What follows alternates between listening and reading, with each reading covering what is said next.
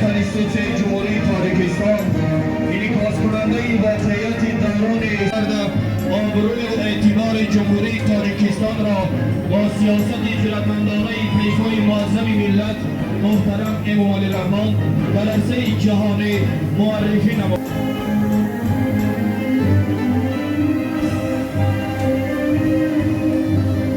استقلال و آزادی وطن، رشد دولت و پیشرفت ملت تمدن‌ساز تاجیک میباشد. تجربه قبول کنستیتوسیون در دولت‌های جهان از جمله در تاجیکستان ما ثابت نمود که آن همچون حجت بسیار مهم سیاسی و سند عالی حقوقی و استقلال دولتی رابطه ناگسستنی دارد.